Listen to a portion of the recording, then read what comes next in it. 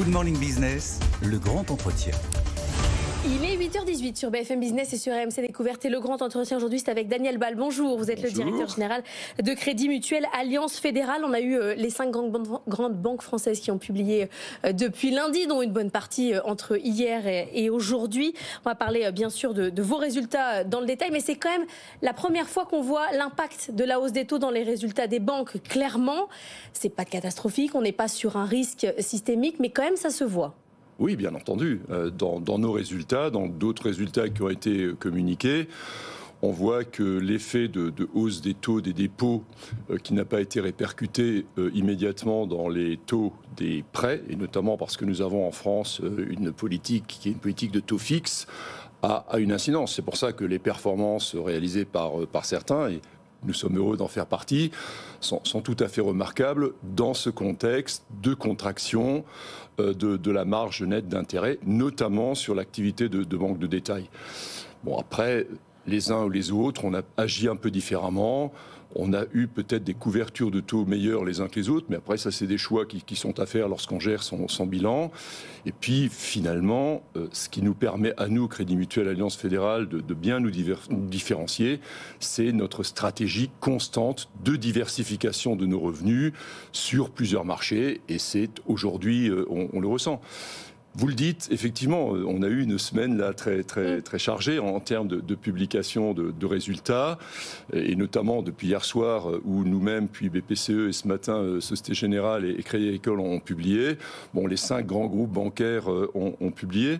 Avec des fortunes diverses, il faut le rappeler, parce qu'effectivement, vous battez un record, 4 milliards d'euros, malgré, comme le disait Laure, la baisse des marges sur le crédit immobilier, parce qu'il faut le rappeler, effectivement, on prête à long terme à taux fixe. Or, vos coûts de refinancement à court terme ont augmenté. Mais n'empêche que vous arrivez à faire un record. On a eu Crédit Agricole aussi, 8 milliards, très beau chiffre. En revanche, effectivement, c'est plus compliqué pour la Société Générale. C'est un secteur qui est parfois compliqué à appréhender. Qu'est-ce qui fait qu'une banque fait un record historique comme vous ou le Crédit Agricole, et qu'une autre, en revanche, souffre davantage de la conjoncture? Il y a des effets de fonds. Et les effets de fonds, notamment chez Crédit Mutuel et Alliance Fédérale, sont cette stratégie de multiservice, cette stratégie de diversification de nos revenus. C'est-à-dire l'assurance, par exemple ? L'assurance continue à être aujourd'hui un grand contributeur dans nos résultats. La diversification en matière d'assurance, on l'a démarré il y a près de 50 ans. Et aujourd'hui, ça reste notre premier revenu de diversification. Ouais, c'est ça. Mais on va également sur divers marchés. On est présent sur le marché du particulier. Traditionnellement, au Crédit Mutuel, on est présent là-dessus. Par notre filiale, le CIC, on est très présent sur le marché de l'entreprise et sur le marché de la banque privée. Nous sommes également très présents avec le CIC sur la banque de financement et d'investissement.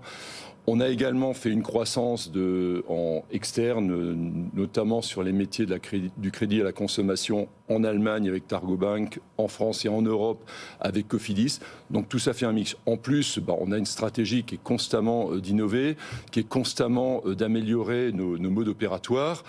Aujourd'hui, dans notre réseau, notre conseiller a de plus en plus de temps à consacrer à son client parce que les tâches administratives sont de mieux en mieux prises en charge par la technologie.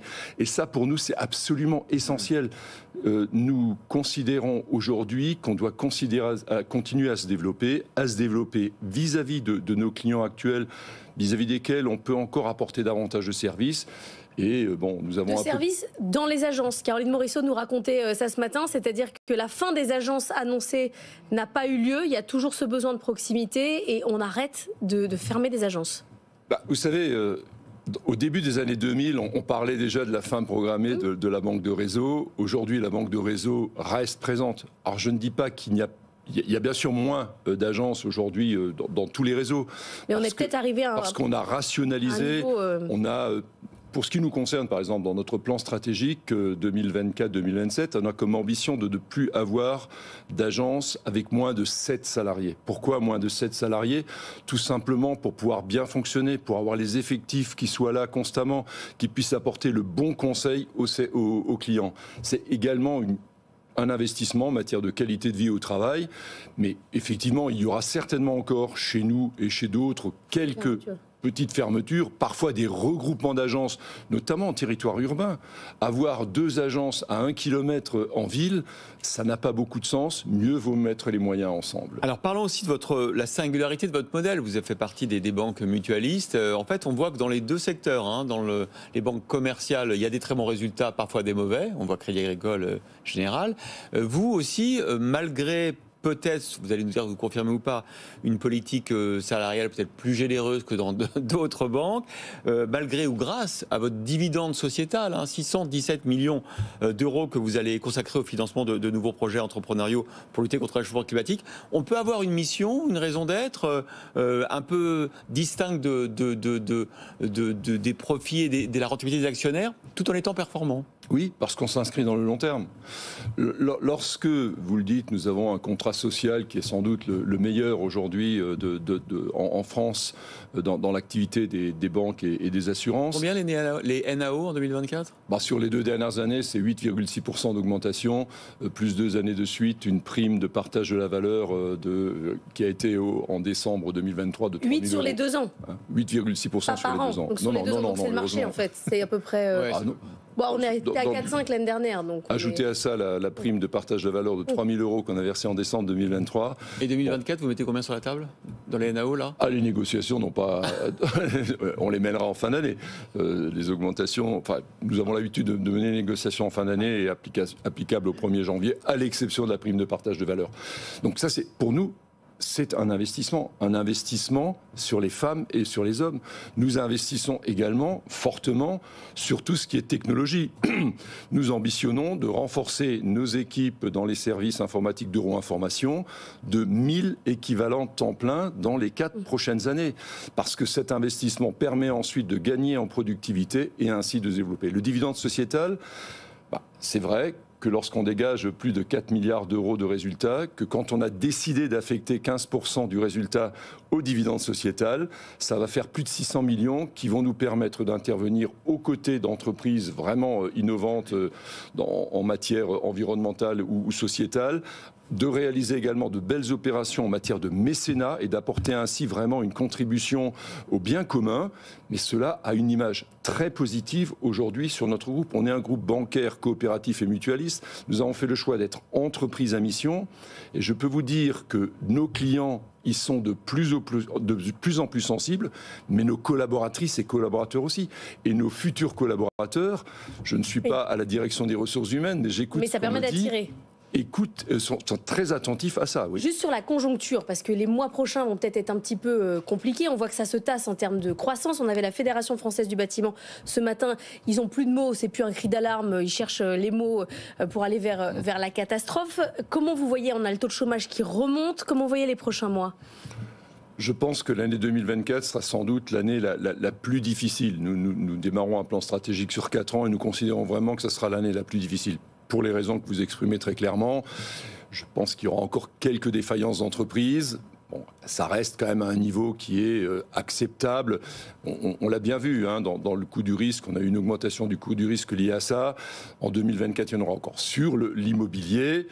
Les taux sont quand même stabilisés, voire diminuent légèrement. Donc j'espère qu'il y aura de nouveau une demande. On a souvent dit que les banques ne distribuaient plus de crédit. C'est pas que les banques aient freiné, c'est que les banques ne peuvent pas distribuer davantage que ce qui est demandé en matière de crédit et notamment en matière de crédit immobilier.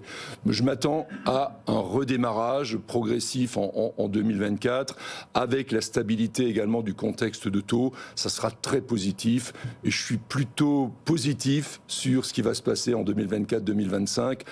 Après avoir subi effectivement quelques soubresauts. Est-ce que vous confirmez, parce qu'on l'a dit en début de semaine, que vous allez rouvrir les vannes du crédit immobilier et que vous proposez des taux sous les 4% à 20 ans ? Non, mais nous ne les avons jamais fermés.